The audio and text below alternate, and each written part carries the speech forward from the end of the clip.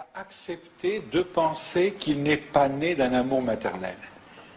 C'est pas une chose agréable, n'est-ce pas? Qui va accepter de penser que la femme avec laquelle il est, par exemple, va se trouver en panne d'amour maternel après la naissance de son bébé, de leur bébé?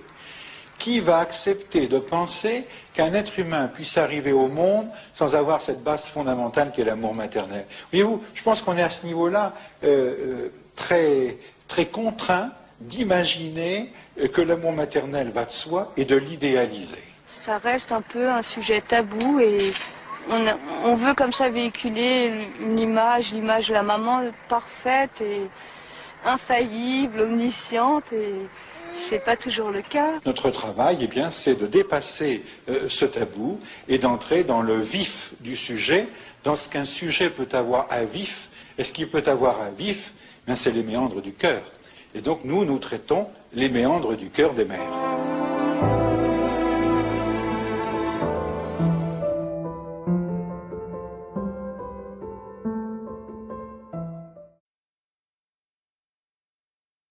Elles avaient tout en commun, donc c'était d'avoir vécu ce que Delassus, le chef de la maternologie, appelait la difficulté maternelle.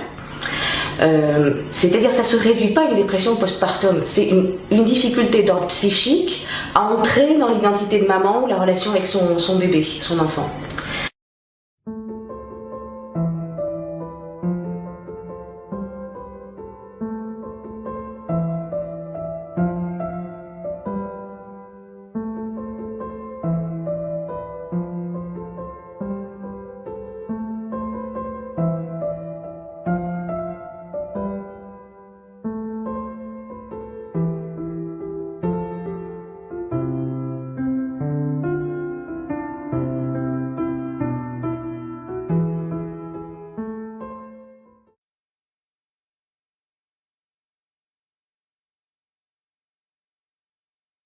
L'image que j'ai, c'est que j'ai été démantibulée, j'ai explosé, la coquille que je m'étais construite avant la naissance, avant la grossesse et avant la naissance, c'était Caroline, mais c'était une coquille que j'avais construite.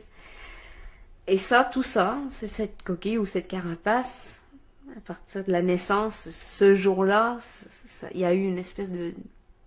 C'est pas une implosion, ce serait une explosion. Toute la difficulté maternelle, elle est là-dedans quelque part, on ne sait pas ce qui se passe. Enfin, je ne veux pas généraliser, mais c'est assez unanime. Il y a des angoisses massives quand on approche du bébé, de notre bébé, mais on ne sait pas pourquoi. Je pouvais pas le prendre. Qu'est-ce que j'allais en faire? Pour moi, j'allais lui faire du mal à le tenir dans les bras. Je savais pas comment le tenir. Je connaissais bien la dépression de postpartum, mais voilà, c'était un terme médical, c'est une dépression, ça se soigne avec des médicaments et peut-être en parlant avec son psy, mais ça va pas, moi je n'ai jamais imaginé qu'on pouvait ne pas aimer son enfant, pas arriver à aimer son enfant quand il naît, quoi. C'était un truc, c'est inconcevable ça. Aimer ou ne pas aimer, c'est quelque chose pour moi qui me semblait du domaine de la volonté, quoi.